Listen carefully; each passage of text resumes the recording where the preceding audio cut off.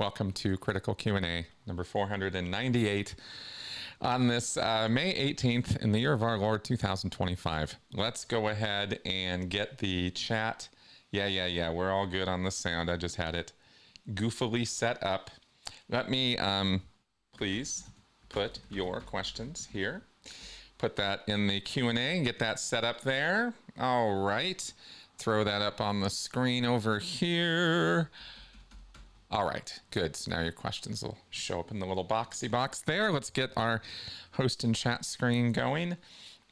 All right, all the usual little setups here.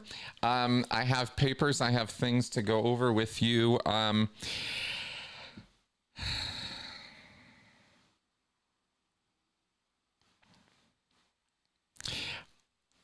going to start the show by being a little open today. I'm not in the best of moods. Some days are just, so anyway, let's have a good show anyway, even if I'm not in the best of moods. I'm sure you guys will help pick me up a little bit. Just some days you just don't feel so on, you feel a little bit off. And today is one of those days. Yeah. Just sucks to feel that way some days. You just kind of bleh. But I have some fresh, right off the press, Benson cam for you. So let's go ahead and pop over to there so we can see our little beast. There he is. This was, again, taken fresh just within about 15 minutes ago. I shot this. He's sitting out there just chilling in the dining room on the floor there. He just likes chilling on the wood floor. And he's being particularly chill today. He got a really nice extended long walk today. And he's very, very... he's pretty happy lately. He's been pretty excited, pretty excitable about things. But mostly after he gets all the energy burned off, he will chill like this. And there he goes. I wanted to show you guys this. There he goes with the nose licking. You can't hear it, but the sound it makes is one of those sounds that absolutely drives me crazy. But I so put up with it because he's just so cute. But he will do this. Sometimes he'll do this late at night too, when there's no other sound happening. Anyway, sorry, let me pop off there. Let's go back to the chat here. Anyway, so there's our Benson cam. Oh, I'm sorry, OBG Foster, to hear that sad news. Oh. Wish I had something I could say to cheer you up. Let's see what we can do here. I have a couple things to go over before we get into your questions. Keep copping them into the queue there. Interesting questions coming up. But first, I wanted to address a couple things that have come up in previous shows. I always promise you guys, hey, if I don't have an answer, know what to say, or kind of, maundering, I will try to go find more information and come back with more, right? And there were two things that came up in the last few weeks that one of them comes up every now and again. Anyway, two things. One of them was red mercury. Somebody asked me about red mercury and its use in conspiracy theories. And we looked it up and in the moment and saw that it was this sort of bizarro made up substance. And so I thought we might redo this, revisit this rather, because I got more data about it. I asked Google about it, and a fictitious substance of immense power and evolving myths. And I'm just going to go over this real fast. I'm not going to read pages at you here, but it was just interesting because this red mercury thing goes all the way back to the 1980s with the fall of the Soviet Union and the rampant levels of misunderstanding and ignorance on the part of the general public and even government officials and people who should know better, falling for this concept that there's this substance called red mercury, which is used in a number of different applications. None of this is true. Absolutely none of this is true. but vast amounts of money and time have been wasted, resources, government resources wasted, purchasing this stuff. It doesn't exist, so people just sell them, you know, lamp black. You know, it's like basically like that. It's like stuff that just doesn't exist. Characteristics and applications attributed to red mercury are numerous and often contradictory, adapting to the desires and fears of those who seek it. It is everything you need it to be for anyone who needs it, right? It's one of those kind of things. Miniature nuclear bombs utilize it. Boosted fission weapons or fusion bombs apparently require it. Neutron bombs need red mercury, and so does ballotechnic material. Some proponents, including a few controversial physicists, theorized it was a ballotechnic substance, quote unquote, capable of producing immense pressures and temperatures upon impact, potentially triggering fusion without a conventional fission primary.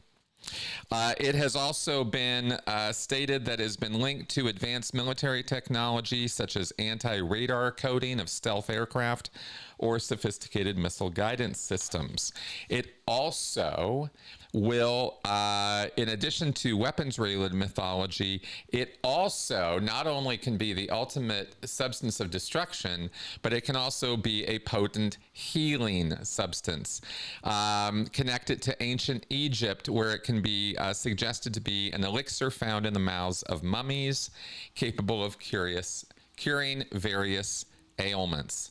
Yes, because if there's something that you need to heal you, you will find it in the mouth of a mummy.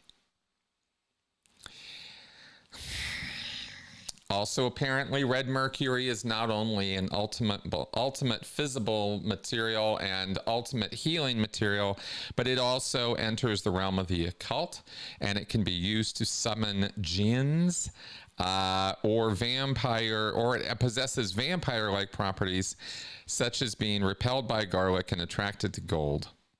There are videos that apparently actually show this.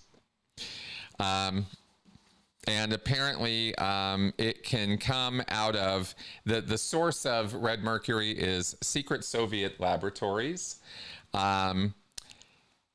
nests or guano of bats, or even hidden in vintage Singer sewing machines.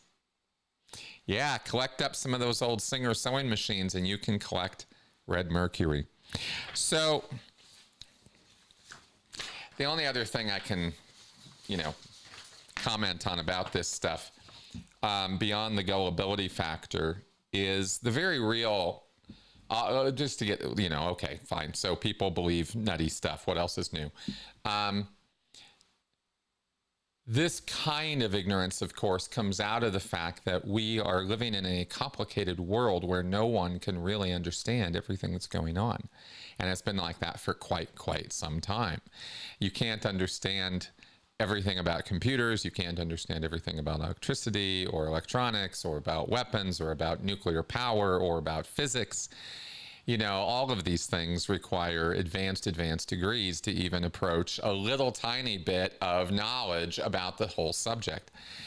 And when we live in a world of ultimate knowledge like that, or, you know, boundless amounts of information, people easily can be fooled into thinking that there are things they don't know because, or things they don't know about, or that things that are completely made up could be real, because how do they know it's not? You know, in this big, vast, complicated world. So I think we can give people a little bit of a break at the same time as we ridicule and make fun of them, because red mercury sounds like a perfectly plausible substance. All of these various uses, when you put it all together, it sounds ridiculous, but nobody was putting it all together until, you know, you get skeptical about it. But anyway, somebody asked about it, so I thought I would give a more thorough rundown on what it is, as far as how it's been made up of, and made up rather, and all of that. There is nothing to this. Red mercury is complete nonsense as far as all these, you know, sinister or not so sinister health applications. It's just totally made up. That's the thing that's really wild about it, is something that is just completely doesn't exist at all. I'm always fascinated by those things. Speaking of, this is 16 pages. This is the deepest research I could get my Gemini AI application to do on mespilism, which is the second thing we're going to talk about today, real fast. I'm not going to go into a big thing. This is 16 pages to basically say there's almost nothing to be said about this. Somebody has asked me a couple times now about whether mespilism is a cult, and I have not been able to find hardly anything online about any groups, organizations, or practices falling under mespilism. Here's what's available. The available data for understanding mespilism is somewhat circumscribed, consisting mainly of its self-description via a dedicated website, a critical discussion on an internet forum, and various entomological, botanical, and sociological reference materials that provide contextual understanding rather than direct information about mespilism. There's an inaccessible free PDF introductory book mentioned on the mespilism website. This booklet, which is stated to be in the public domain, could offer deep insights into the philosophy's core tenets and origins, but it's unavailable. I mean, I wonder why I get so frustrated trying to talk about this thing. It's because there's nothing to talk about. So what's in all these 16 pages? Well, apparently the website offers guiding principles that form the philosophic core of its teaching. So in terms of this practical philosophy, mespilism presents itself not as a religion, but as a practical philosophy designed to foster compassion, interconnectedness, and inner peace. And a central pillar of its self-portrayal is the emphatic encouragement to test all propositions against personal experience and not fall into blind faith. There's a website with a belief system that is sort of offered, and if that's all there is to this, and it's all I could find, at least online, then I can't find any evidence or indication that this is anything other than a set of good ideas.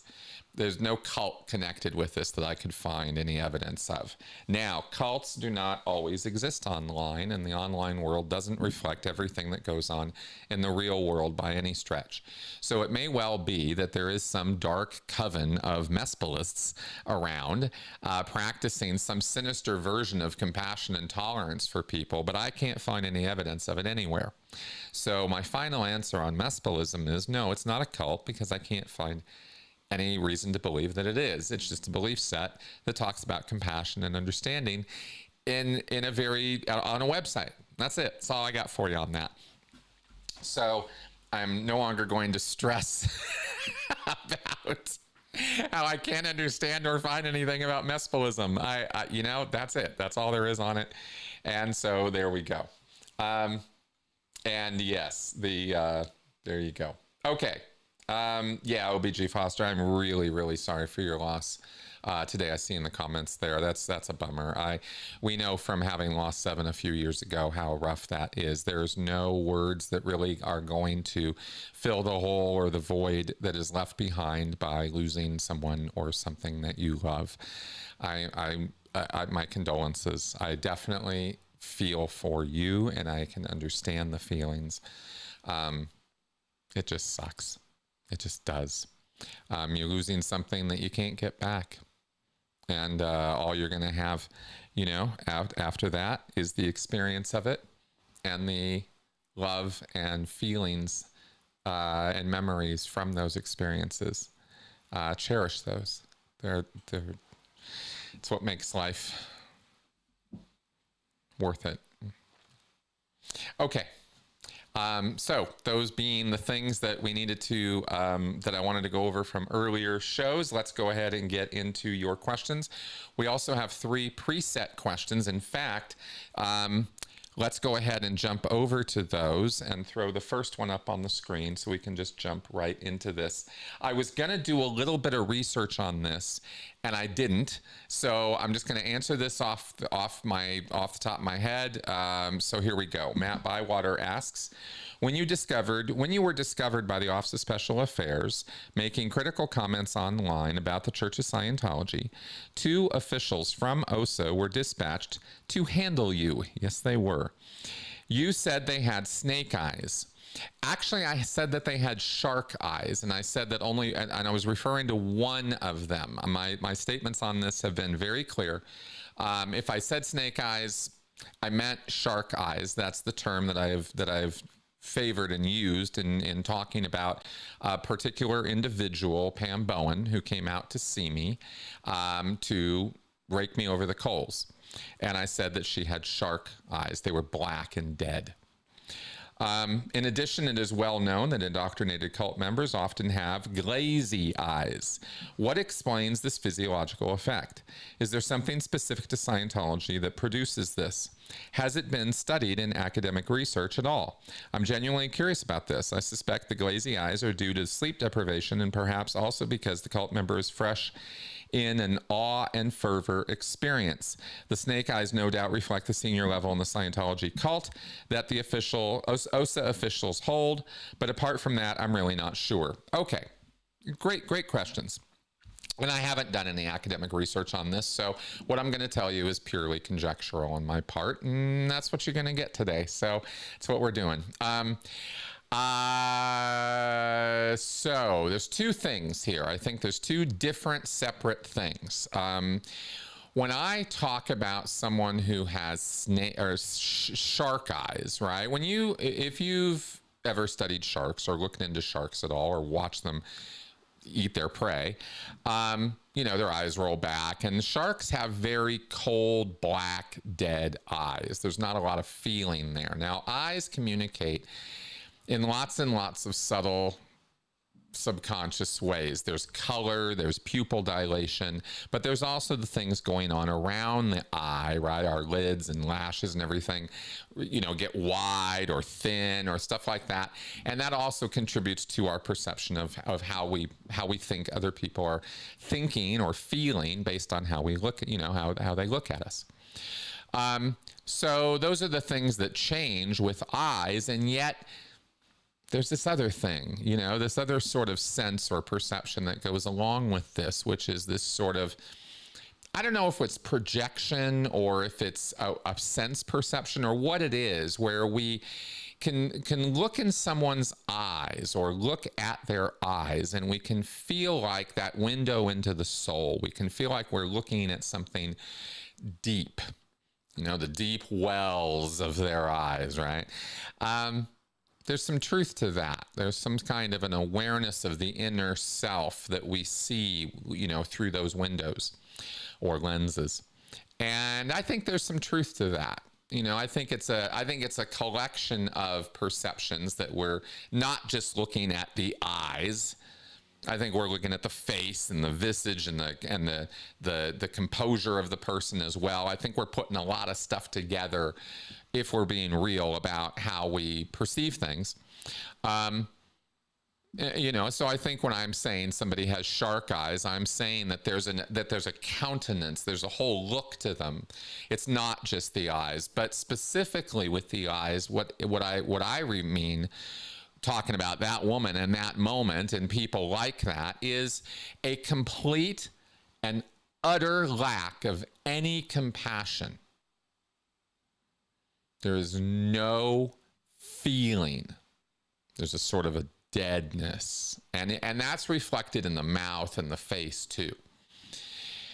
Being confronted by somebody like that, we've all felt it. I'm sure in your life you have been faced with a completely unsympathetic person. Someone who really and truly is expressing to you,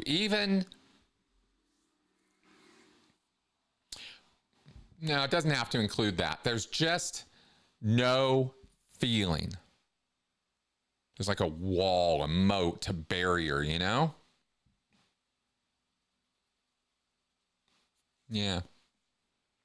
And that's how sharks are, right? I mean, sharks don't think twice about what it is that they're eating. They're predators. That's what predators do. And I think that that's what I was talking about in this, in reflection, in talking about the snake eyes or shark eyes, right?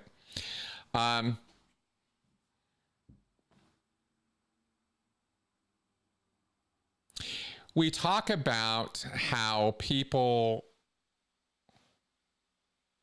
well, it's a failure on the part. I mean, it's a failure on the part of the individual you're dealing with, right? To want to connect, to want to have any connection. And that's a symbolic thought. It's not like we're obviously not touching each other or connected. And yet, you know what I mean when I say that. There's a connection. And when somebody refuses to connect, we have terms for the shields up, right? They put up a wall or a barrier. They refuse to allow for a connection to happen. There will be no empathy here. Might be another way of putting it, right? It's a pronounced failure and refusal to connect that I think I would call that shark eyes. It's purposeful. It's definitely purposeful. It's a I refuse to, right? Okay, enough said about that. The glazy eyes thing is not something I'm going to call sleep deprivation. I'm going to disagree with you on that one real hard. I don't think that the glazed, dazed, zombified, sort of not quite there look, this is a separate thing from the shark eyes, that you see in cult members has to do with where their attention is at. That's how I'm going to interpret this, and I'm going to offer this to you as an explanation. When you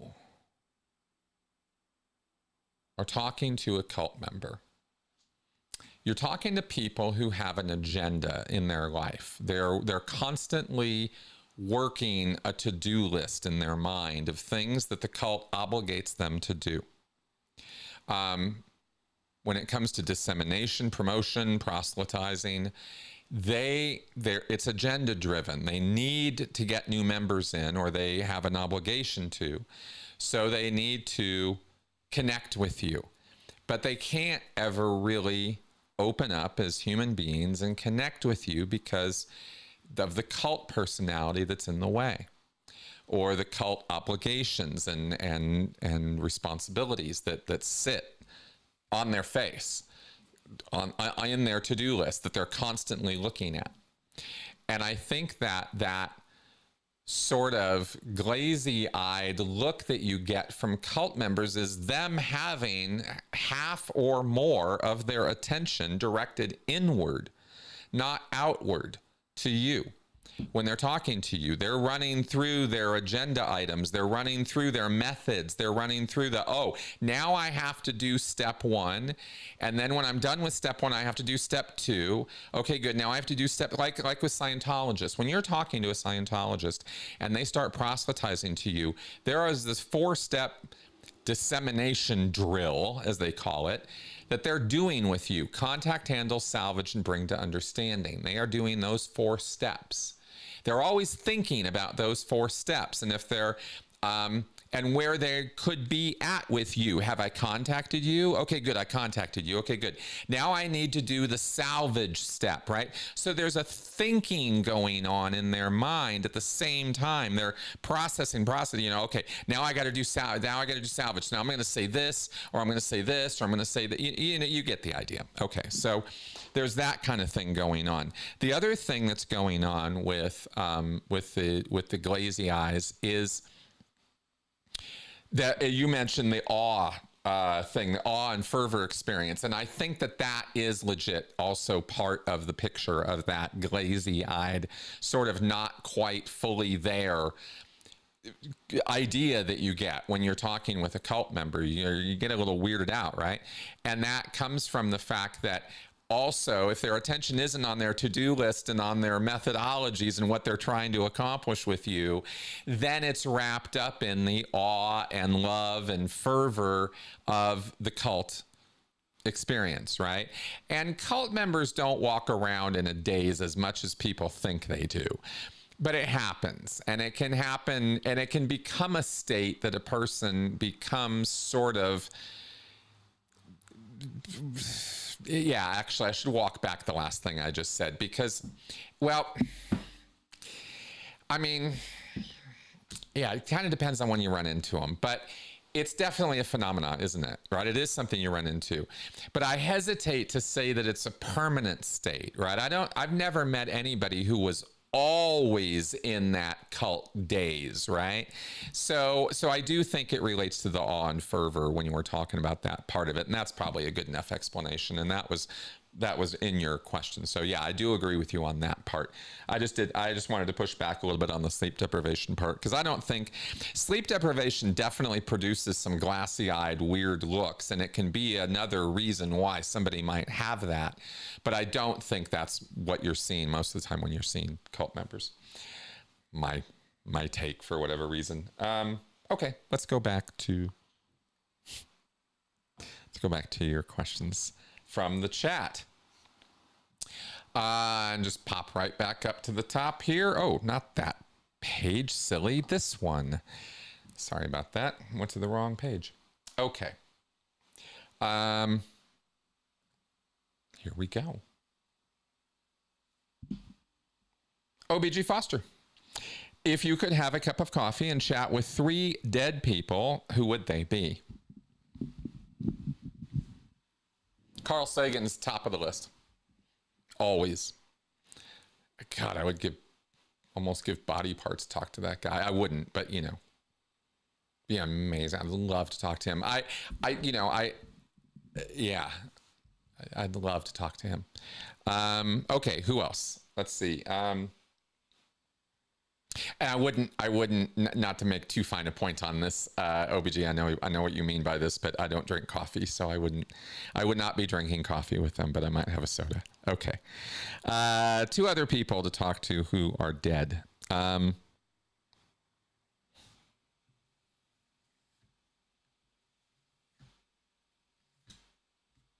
At this point,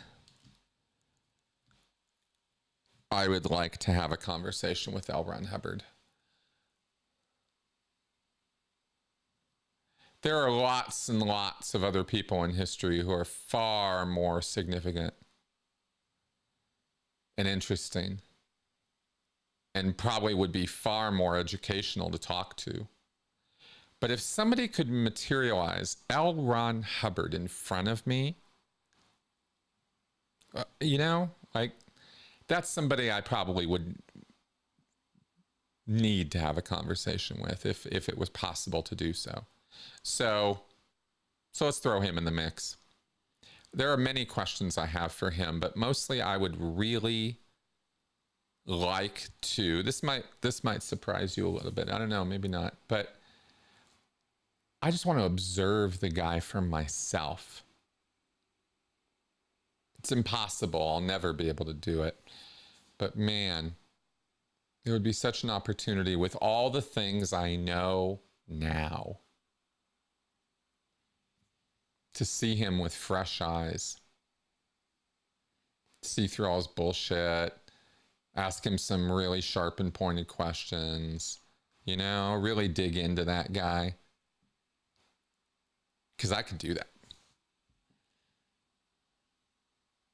That would be, yeah, that would be a conversation worth having for me personally, right? Just for catharsis' sake, really.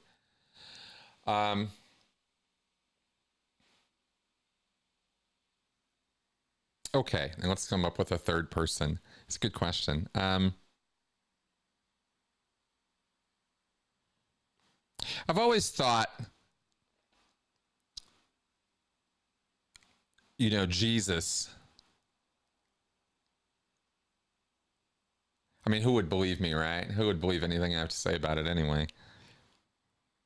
But if you could have a conversation, right? If there was a real Jesus, and I don't think there was, actually. I think there was no human being who lived that life. I think it's made up. That's my own personal opinion of it. I'm not going to make a case about it. I'm not going to prove it to anybody. That's my think.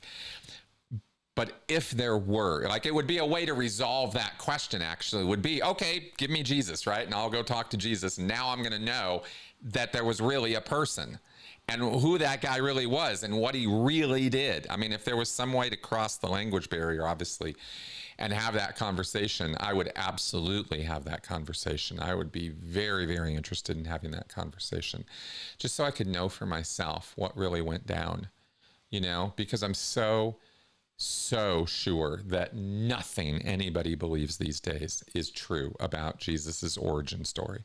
I'm absolutely positive it's a pack of nonsense.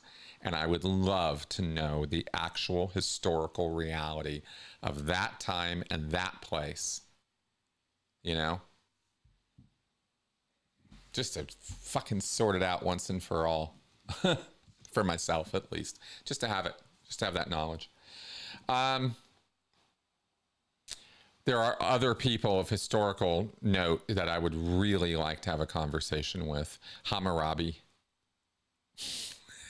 I mean, I'd love to know about, you know, life back in the day. Oh man, that'd be interesting. So interesting.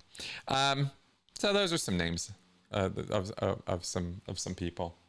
Yeah, so let's leave it at that.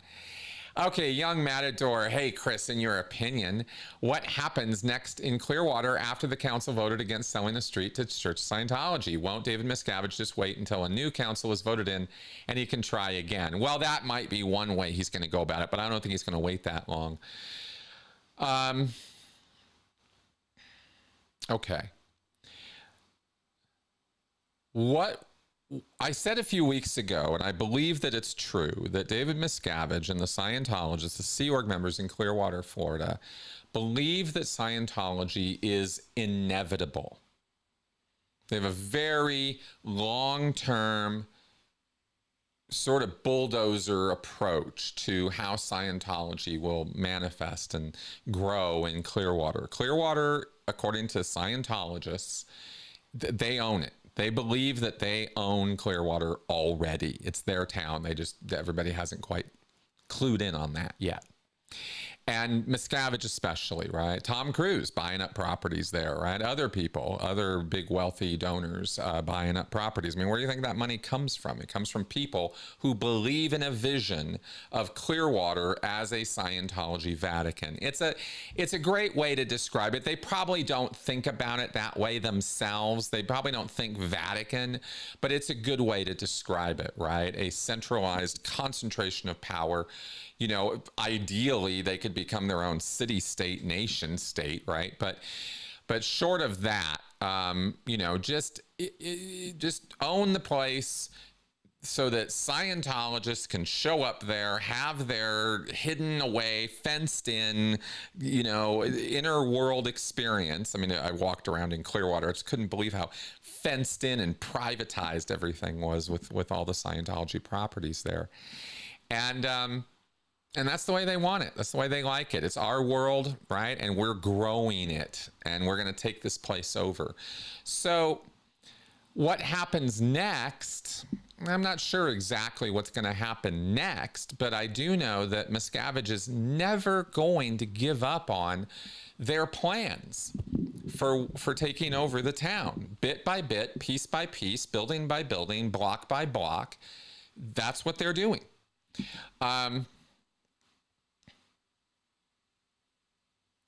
Clearly, Miscavige couldn't care less about tourism or contributing to the whole downtown renovation thing. You know, those are just words that he mouths in order to try to get the city council to cooperate with what he wants.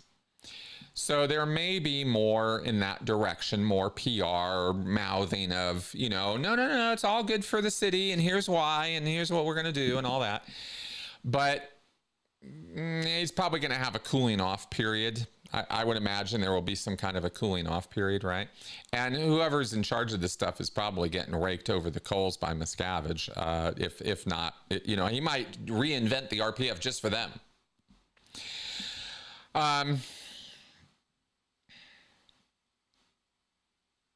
Yeah. DM wants what he wants, and he's not someone who is in the habit of being denied. So he'll re-strategize. He'll figure out some other approach, some other way to do it. I don't know exactly what his strategy will be, but it will be something, right? They're not going to give up. And I don't think they're going to wait years. But hard to say, you know. I mentioned it would be really awesome if we could somehow get hold of the actual program for what Scientology wants to do in Clearwater beyond the original Project Normandy from, you know, back in '75, right? It would be really amazing if we had their current programming and the current OSA battle plans or to-dos, right? To-do lists for Clearwater. That would shed a lot of light on questions like this, because I don't know what their strategy is going to be. I just know that they're not going to ever give up. That's what I can say for sure about it. Okay. Hey, Hunpuds. Hey. Are you interested in the new Doom game, The Dark Ages? The 2016 Doom game is probably the best reboot I've ever played, and I love the OG Doom too. Yeah. I have not checked out the new Doom game. Here's what's happened with me with Doom is I played the old, you know, what was it, 8-bit, 16-bit, whatever, the old original Doom and Doom 2, or yeah, there were like a couple iterations. Finished all the levels a couple times. I've been through all the Doom stuff on that simple version, right? The original versions, plus a few mods. I've done some mods and some custom mazes, right? Then I tried to do the newer Doom games with the improved graphics and everything on the PlayStation, and I just couldn't get into it. It was such a different game, and it played differently, and I didn't like it, and I couldn't get into it, and it was complicated, and I just ADHD'd right out of it. Just hated it. Hated the entire experience. It was, you know, the thing that I loved about original Doom was how simple it was. You know, it was some weapon switches and running around in lighted hallways blowing things up, right? I mean, and shooting things. It was as simple a first-person shooter as you could possibly have, and they did so much with it, and it was kind of like put together like Minecraft in terms of blocks, graphics. I mean, just not impressive stuff, but so fast. It loaded quickly and you could play quickly, which I enjoyed. So the upgraded Dooms, I think it was Doom 3 or something, and Doom, another version of Doom I tried after that. I just hated it. I hated it. Right. So I have no interest in trying another iteration of an upgraded Doom. That's where I'm at right now. So somebody's gonna have to sell me on why I would want to go do that one.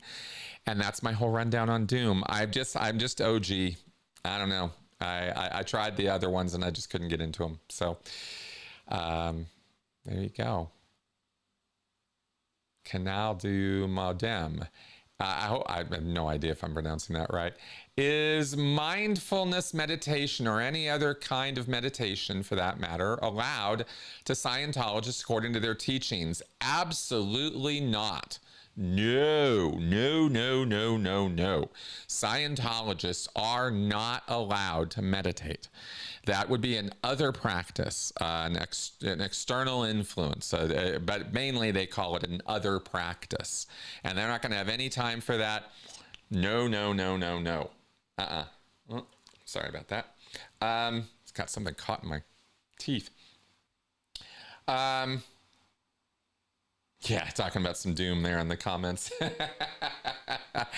I'll have to check it out. Like I said, I haven't even gotten into that. Okay. Yeah, no meditation. No. That would just be not okay. Nope. Okay, Angry Chode, what do you okay, looks like we have a medley here. What do you think about furries? Who do you think would win in a fight between ninjas and prison gang members? What do you think about the online life coach alpha male trend? Okay, great. So I try not to think about furries. Seriously, I actually try not to think about it. So I don't have any comment on furries. I think ninjas would win in a prison gang fight because they're trained killers.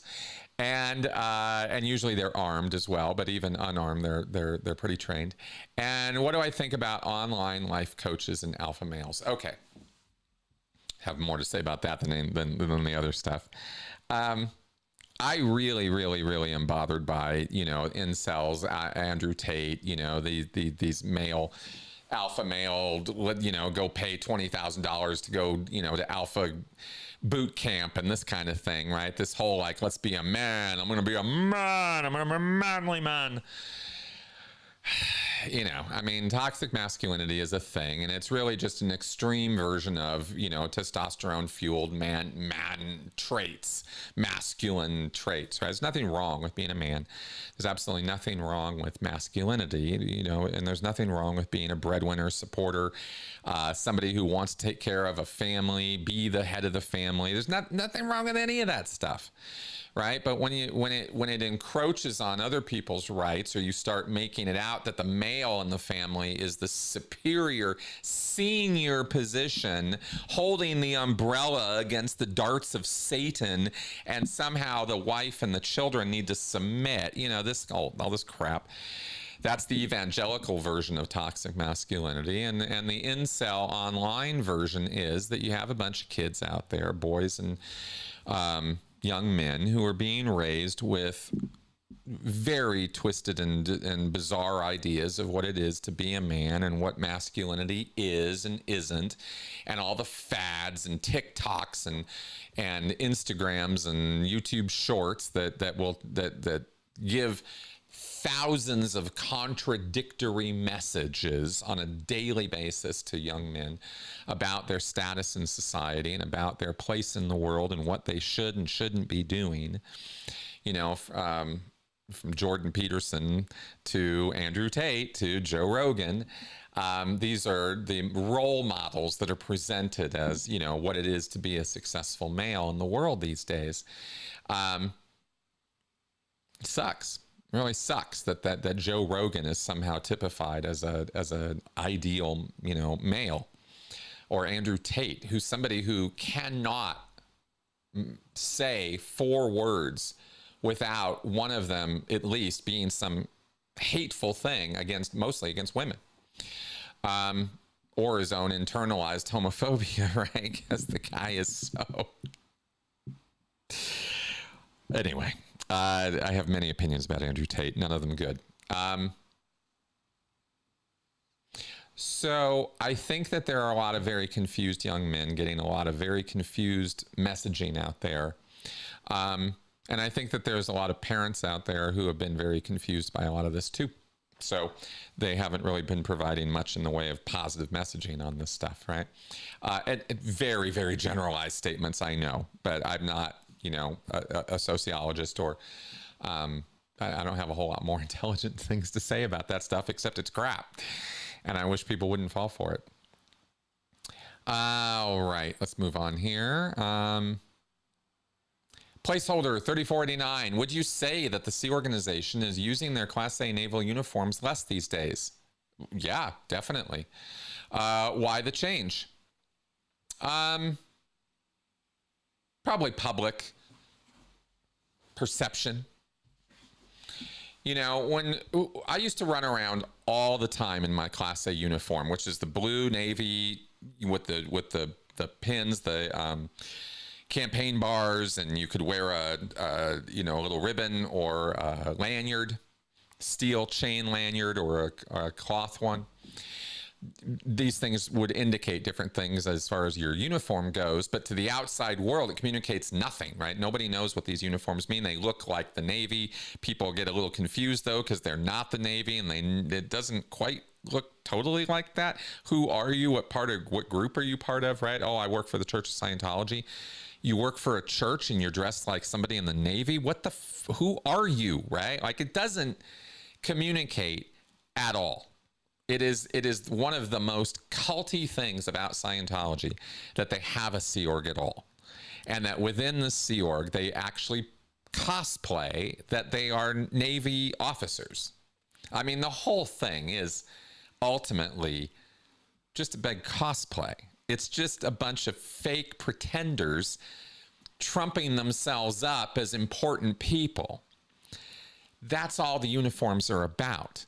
If somebody pointed out, actually yesterday, I read a post, I don't know if it was a tweet or on Reddit or something, but somebody made one of the best observations, just so simple, which was the second you give people uniforms, you open them up to atrocities, to committing atrocities. Like it's such an easy step. It seems so not a big deal, right? Oh, but but you give people uniforms and suddenly they change. And so that's why Hubbard did it, of course, and that's why the Sea Org does it. It's a whole us versus them isolation sort of thing that works brilliantly. They get to pump themselves up about their own importance and that kind of thing. But it's not super acceptable to the world at large. It looks weird, feels weird. So Miscavige decided to change it and go with these stylized uniforms with the vests and the black pants and the white shirts, collars. And they're going with that look, which isn't really a whole lot better or different, to be honest. Their uniforms look completely ridiculous on the staff. They really don't look good, but they, they think they do. So that's why they're doing it. And that's why the change. The Class A uniform is just too jarring. It just doesn't, they wanted something that would be a bit more publicly acceptable and that they wouldn't be so openly ridiculed or insulted over. I think that's pretty much why the change. Okay. Placeholder 3049, what are your thoughts on the Universe Corps? Did they ever show up and actually give staff free auditing? For very brief periods of time. The Universe Corps was a failed effort. It's a directive from L. Ron Hubbard from the birthday game references. L. Ron Hubbard laid out this birthday game for expansion in Scientology, in which we've talked about many, many times.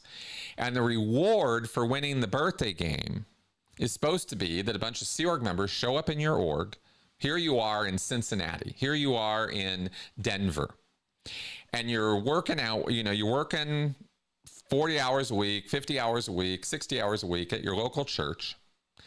And you get the place up to expanding to St. Hill size. And the Sea Org is supposed to show up and get you as a staff member all the way to OT 8 in your org. You don't have to go to Flag. You don't have to go to LA. You don't have to go to the Freewinds. They'll do it all right there. That was L. Ron Hubbard's promise to the staff. And David Miscavige has utterly and completely fucked the dog every single time they have tried to implement the Universe Corps. They just don't care about the staff enough to actually do it. Every time. There was San Jose, right? Stevens Creek org. There was Mexico City. There was, I believe, South Africa had a Universe Corps for a very short period of time. There were two of those I know for sure happened. I think the third one happened.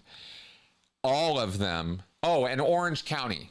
The original Orange County org had the longest lasting Universe Corps that I was personally aware of. I think they were there for about a year or two working on the staff. I think it was about a year or two, if I remember right, back in the 80s. Then San Jose got a Universe Corps. They were there for about a year at the most. Mexico City got something for a few months, I think, for about a year.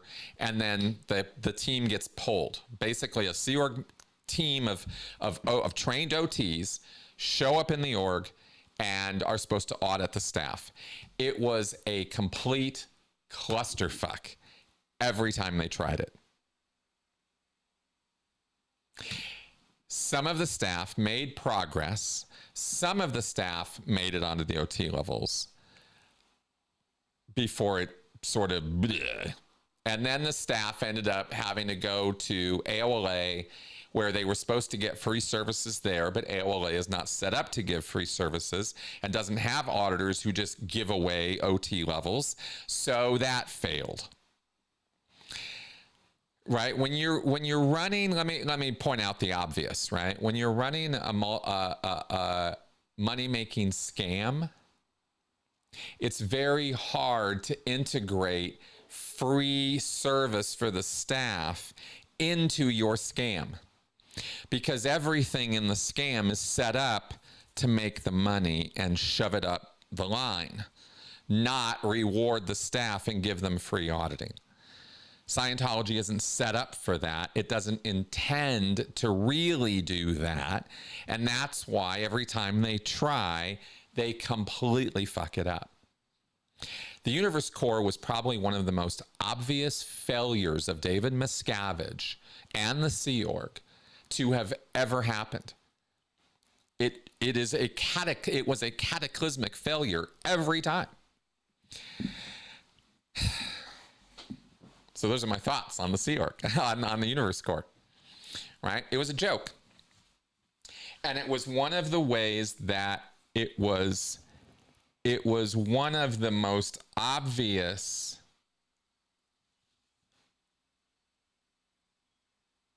how do I put this?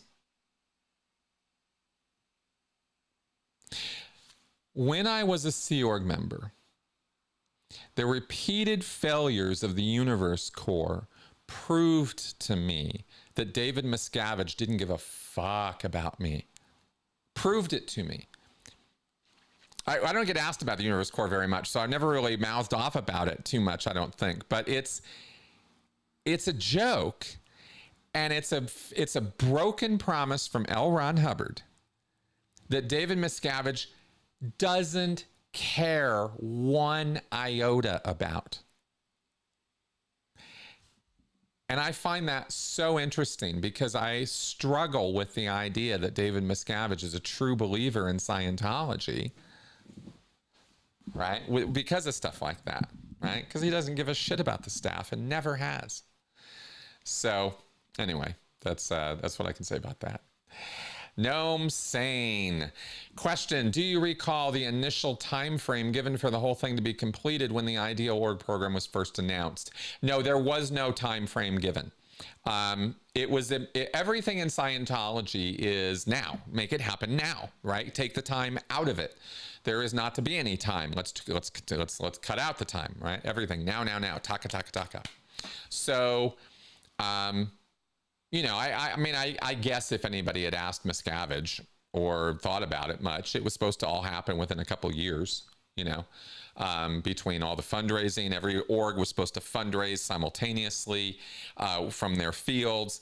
But of course, what has been revealed in this, and in fact, something I'll comment on since it's in service to this question, is it really proved up, it showed so visibly where Scientology is successful, moderately successful, and where it's absolutely going nowhere. And it's going nowhere in most of the places where they have churches. Going absolutely nowhere. They had no ability to raise the money. They needed other places where it was more successful to raise the money. Like, for example, right, Las Vegas, Hawaii, Albuquerque, these places are going nowhere. They needed the San Jose big money, right, to fund their field. So it didn't all move forward simultaneously at all.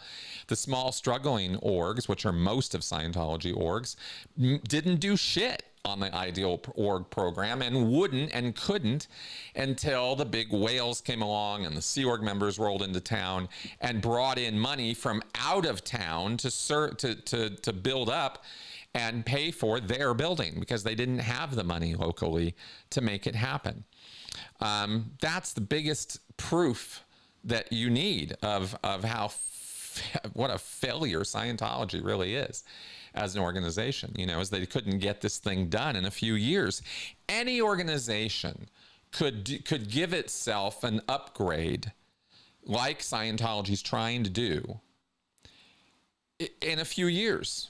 It's a 5-year plan, right? In 5 years, we're going to have all the churches, new building, purchased, renovated, moved in. That's a 5-year plan, especially in Scientology years. It should have all been done in 5 years. And if Miscavige had even an ounce of ability to organize his way out of a wet paper bag, he could have organized that. And he would have immediately seen that 80% of his orgs had no resources to be able to do such a thing the way he wanted it done. And he then could have gone in and figured out why and debugged and gotten them moving and producing so that they could build up, so that they would be able to make money, so that they would, 1, be viable, 2, be able to afford the facelift. But Miscavige doesn't think like that because he's a moron and an idiot when it comes to how to organize things. He just says, do it, and he expects it to get done. It's Trumpian, right? It's very like there's no there. There's no person who's actually there. It's just voices and noises, right? Servicing whimsical feelings and needs on the part of a sociopath, right? A psychopath. That's who David Miscavige is. That, and you know how I love throwing that's who Donald Trump is. So that's the situation of who's running Scientology. And so so the idea that, that this whole operation is going to roll out smoothly, it's 2025 now, right? What are we, over 20 years that David Miscavige has been fucking around with Scientologists, tanking his movement because of his inability to organize or be an executive, right? I love ranting about Miscavige's incompetence. It does give me a certain degree of good feeling inside. Yeah. Yeah. Oh, wow. No name in NW. You're absolutely right about those Class A's. I did get into it too, almost with a military guy one time. Yeah. It's mostly it was just confusing. I'd ride around on the bus in the Class A and stuff, right? Referring to that earlier uniform question. All right. Canal de Mudam. A couple of episodes ago, you mentioned some of your favorite science fiction writers. Have you read any Polish sci-fi writer Stanislaw Lem's novels? He's one of my favorites. I saw that name in the comments, and I have not read that. Let me see. Stanislaw Lem. Okay, let me see what books we're talking about here. Because I've heard this name before. I've heard of this person, but I don't know what he wrote. All right, satirical, humorous. Oh, Solaris. This is the guy who wrote Solaris. Okay. I've heard of Solaris, but I never actually saw the movie or read it. Okay. Man from Mars, astronauts. Okay. Yeah. No, I've not read him. And maybe someday I will. Okay. Not sure what else to say about that one. I'm glad he's one of your favorites. I'm sure he's a good author. I just have never had the time. I have to tell you guys something. Came across this this morning or yesterday. The ADHD memes strike again, but I was hit with one that just about slapped me upside the face.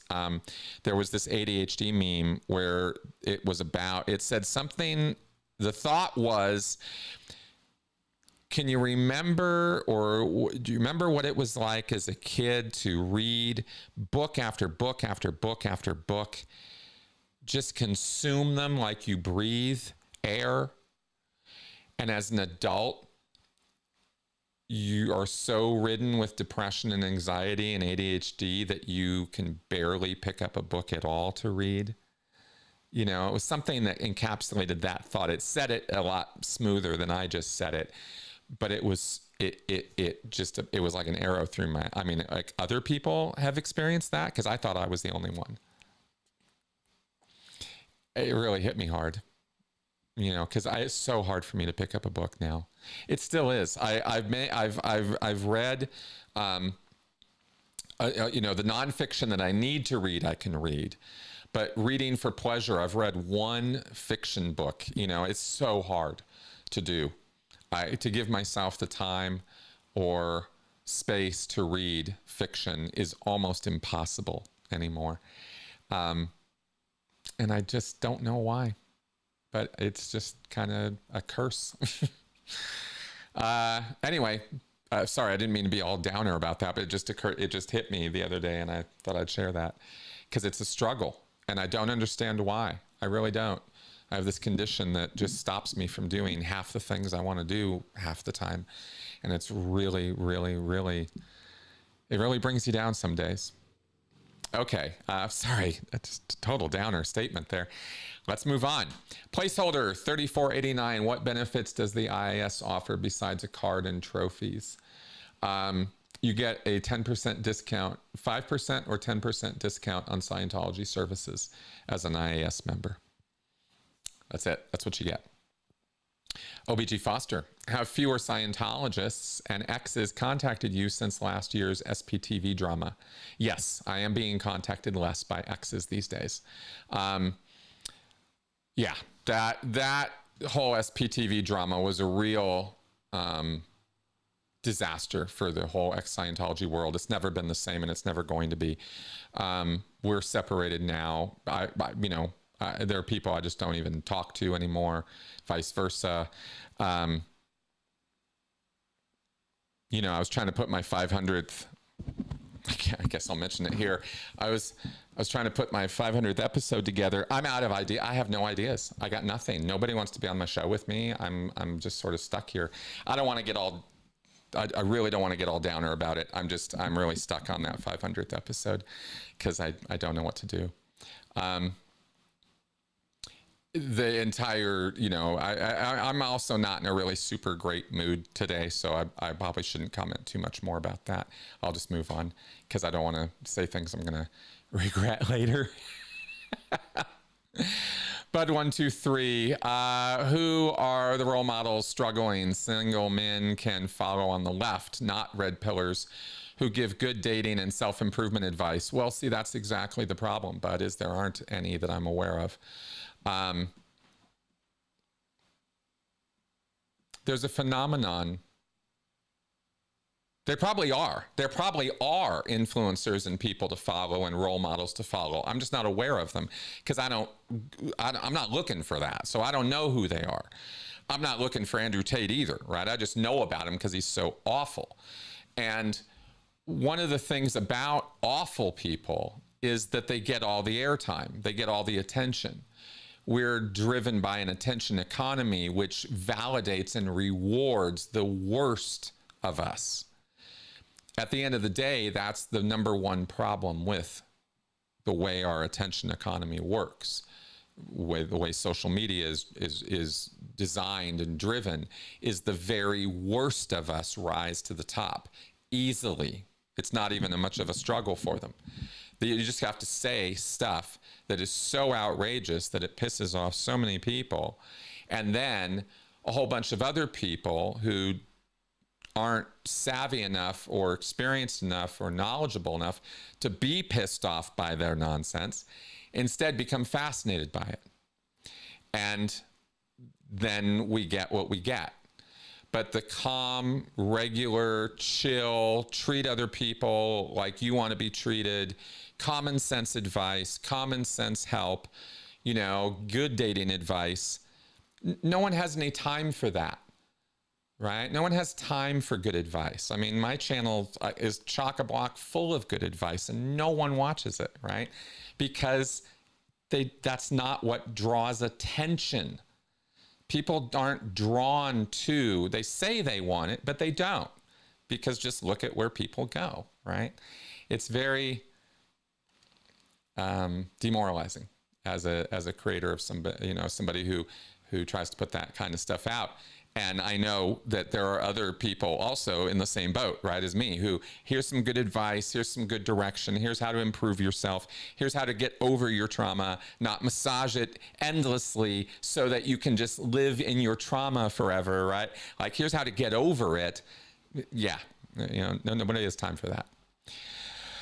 Okay. No Name and NW.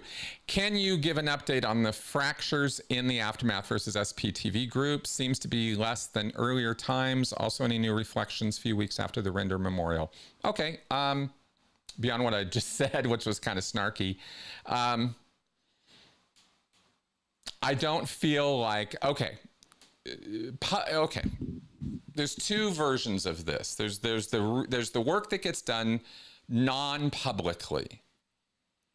The Aftermath work is not done in front of a camera, and none of you ever see it get done, and you wouldn't, because it's private. It's meant, it's confidential. It's for people who call in on the call-in line, who need help, who need logistics help, who need support after the fact. All that work gets done off camera, and you don't see it. That work is moving forward totally fine. There's no problems with that. My experience with that work, I work with the Aftermath Foundation on a contract basis. I'm not a volunteer, just to be totally open about that. And I'm very, very happy with the work that I do with them. And I am very, very happy that I am able to work with people, and that I'm able to work with people who are on the same page as me as far as helping people. And the work works. It gets done. And good things get done as a result of it. That's all happening, and I have nothing snarky or sarcastic to say about any of that. It's good work. It's the best work that we can possibly be doing as far as I'm concerned. And it's rolling forward, right? Every day we're on the line, answering the phones, helping people out. So none of the fractures of SPTV or the nastiness of that stopped any of that from happening. In fact, if anything, the Aftermath has been better organized and better put together, and there's more attention to all the details that need to be cared for in order to pull off this work. And there are a million details. And I got to tell you guys, just from my own experience behind the scenes, that very few people understand what a miracle worker Claire Headley is. I mean, you guys know how wonderful she is, but you don't know how wonderful she is. She's like amazing. The amount of work that she pulls off, it's beyond. So I will say that. Okay, really, from the heart, she's awesome. And she keeps it all together. And there are a lot of other irons in that fire, too. There's a lot of other people doing that work. Mark's great. All the people on the board. I work with Bruce a lot, Bruce Hines, and others, right? It's good work. So nothing nasty there, okay? So that's the first and the best and the most important part of this is all of that. Now, that all being said, the YouTube side of things is a disaster zone as far as I'm concerned. I don't see anything rebuilding or growing or changing there. It's no longer the, people screaming and yelling about each other anymore. Now it's all just kind of died off, or at least I can't say what's happened to it really, because I don't watch any of it. So I don't know what they're doing or saying. I really, truly, honestly, I do not know.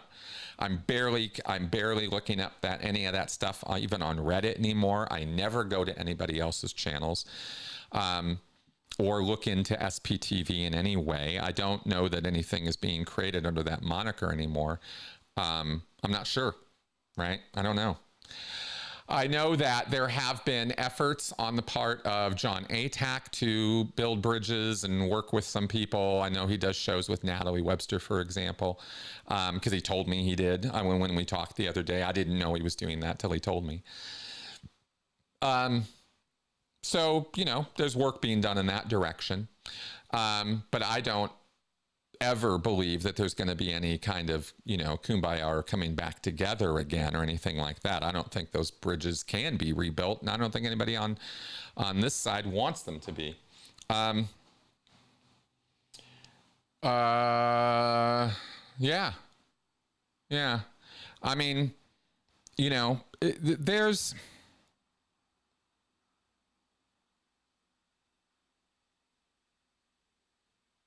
it's a real shame that it seems that no matter what the battle is, it seems like over time, the battle, you know, to fight cults always seems to go internal, you know, which should be external. We should be fighting the cults, but we're always fighting each other. It really sucks. It really sucks that it's that way. And I have various explanations as to why, which I've gone over with you guys before, so I don't have to go there again in this answer today. But, you know, the trauma community and all that stuff, right? But I,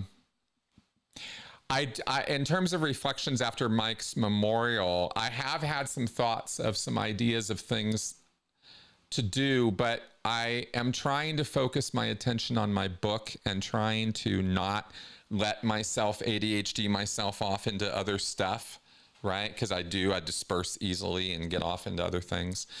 And that's one of the reasons projects take frickin' forever for me to do, right? Is because I get so and then have to do whatever and then come back to the thing I was trying to get done in the first place.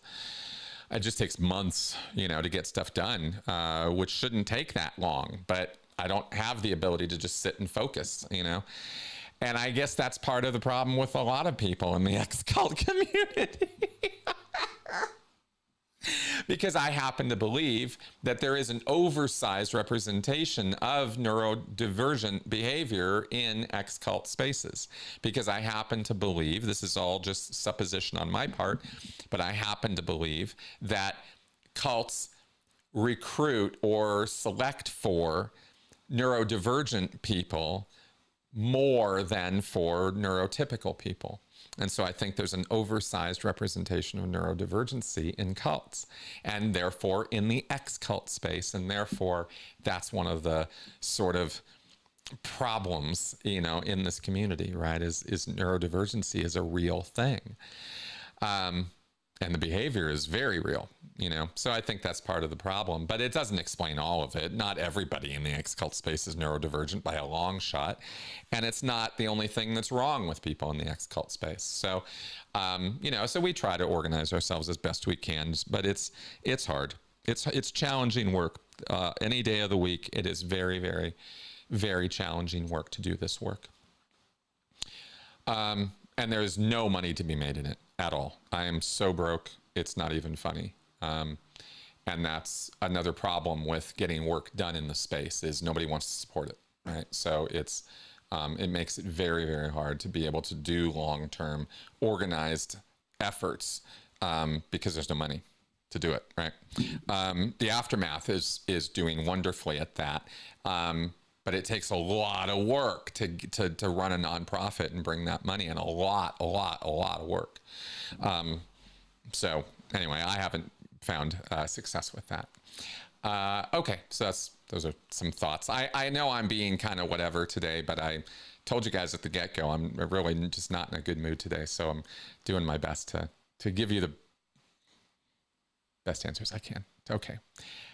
Placeholder 3049. Do you think some of the anti-mask stuff during COVID was simply that people did not want to admit that things had changed? Oh yeah, soccer mom just wants to get into, oh yeah, get into her SUV and go to Kohl's. Yes, absolutely.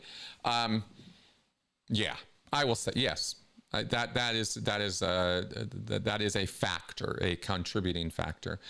What can I say about that?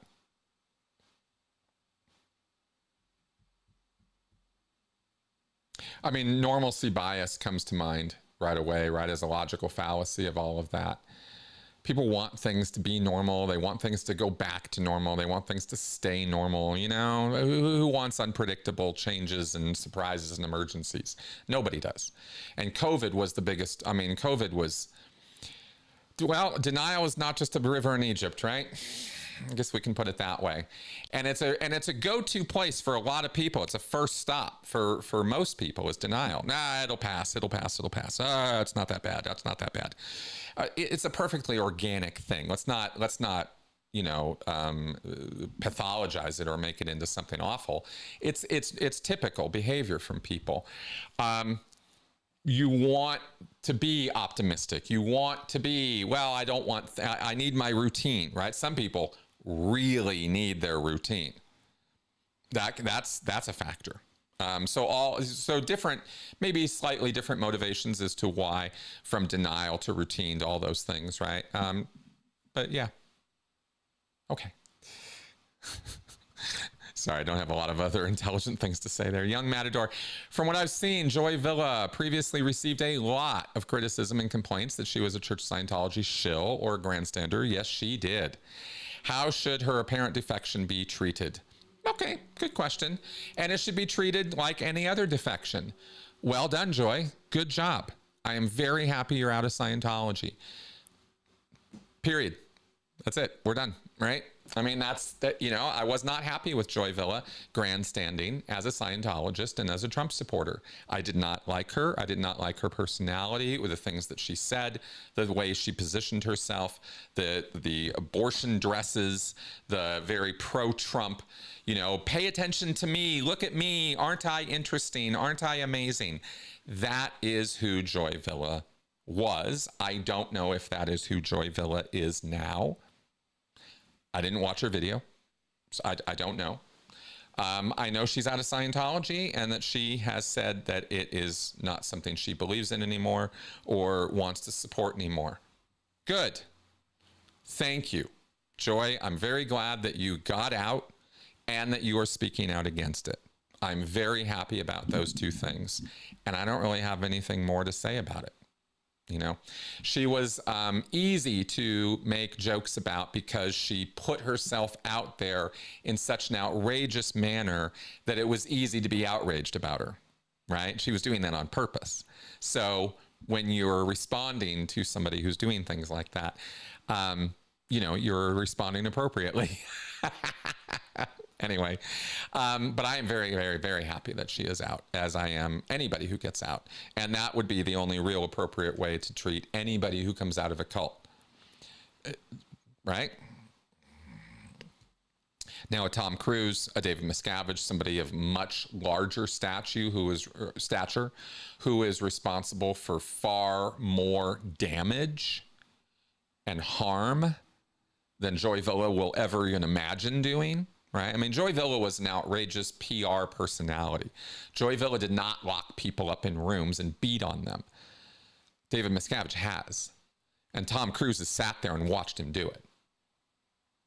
Tom Cruise is a fucking asshole, right? Beyond his Scientology beliefs. He's just an asshole.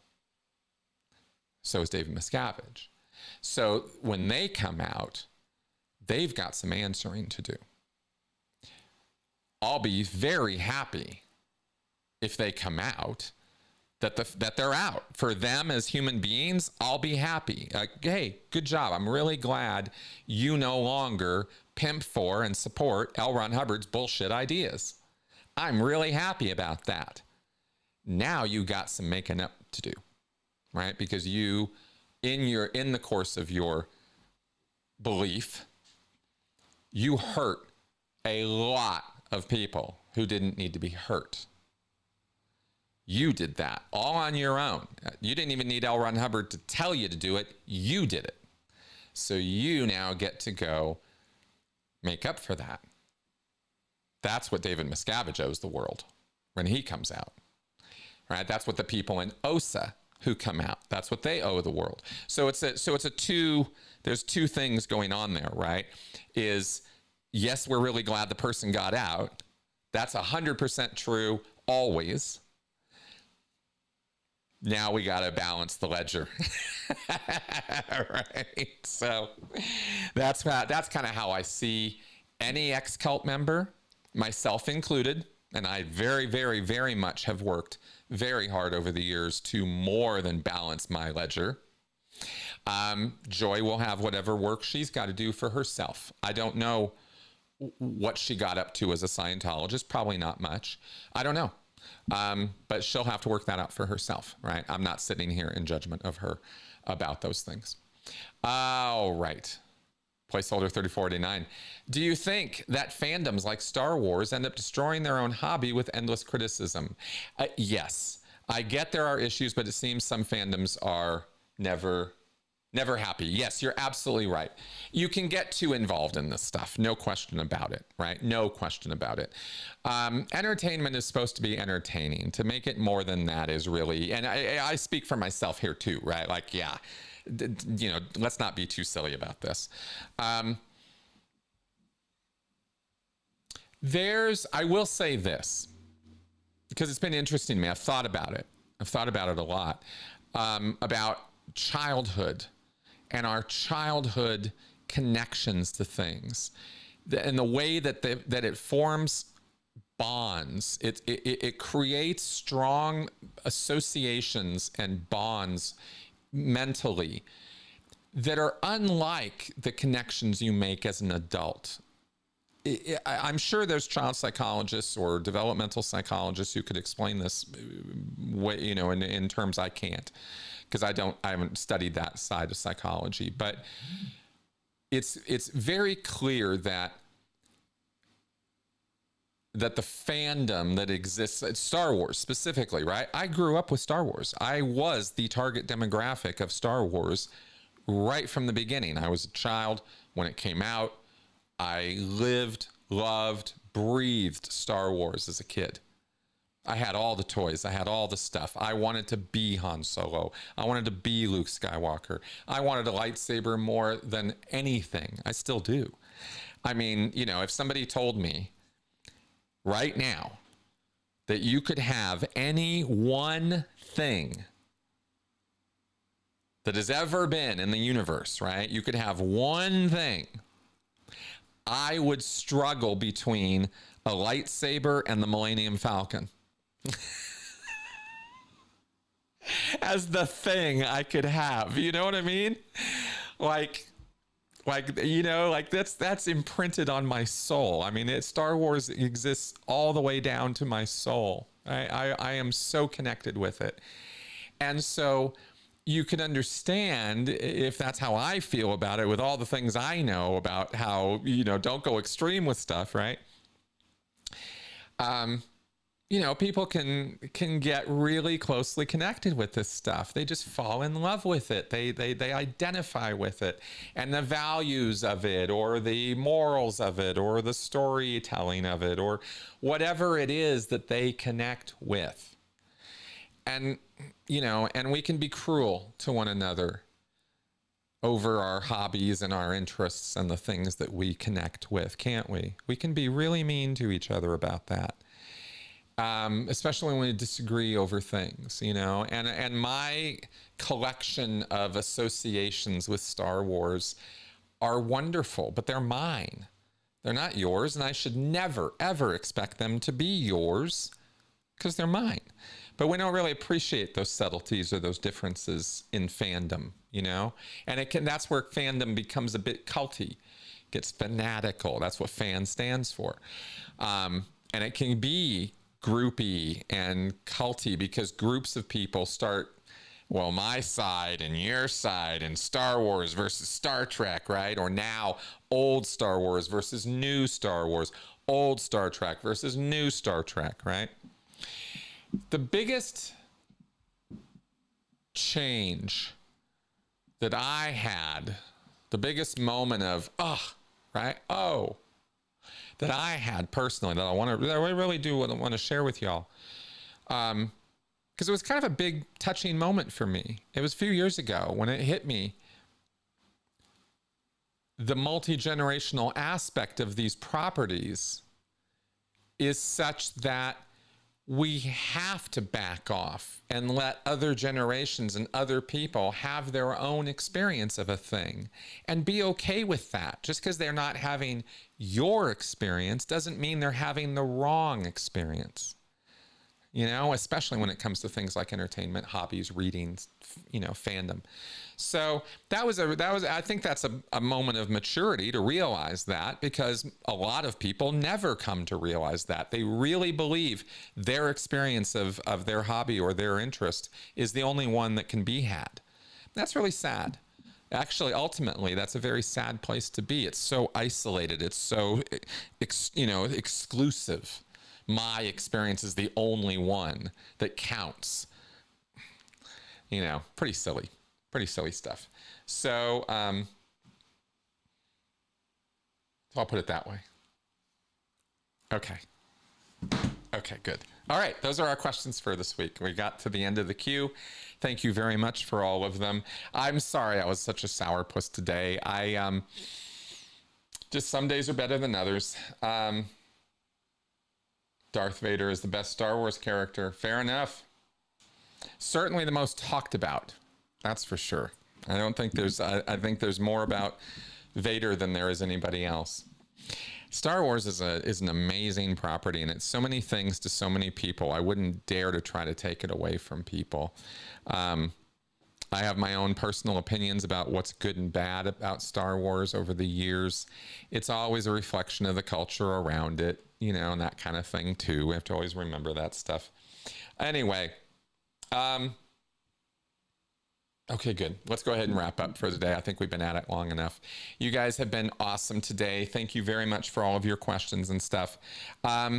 Someone, by the way, was trying to, last week, I even made a comment in the Q&A. I think it was Horton or somebody. Anyway, somebody's been trying to get me questions, and then they don't.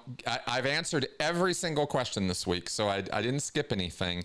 So I hope that I got all the questions y'all intended for me to ask. Anyway, thanks for coming around and watching, guys.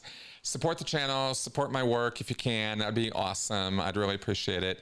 I did not make any progress on my book this last week. I shouldn't have said all the things I said last week, because I said too much, because then I jinxed it and I totally didn't get anything done this week. I was working on interviews and podcast stuff and other things, and I just didn't get to the work. So I hope to be able to remedy that this next week and get back to it, because I really want to get this thing done and out there. It's not frustrating. It's just want to get it done. So watch for that, anyway, I'll get you updates on that. Hopefully, we'll get that. Yeah, Tom, there you are. Yeah. Anyway, and there you go. Chat for number 500. I don't know what you're asking me, Joe. I don't know what we're going to do for the 500th show. I'm really trying to come up with something special, but right now I have nothing. Just so you guys know, if you want to give me any suggestions or anything, I'm totally down. But I'm very frustrated with myself that I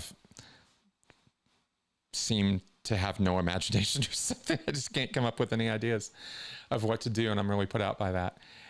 Anyway, we'll figure something out. And on that, let's wrap up. Okay.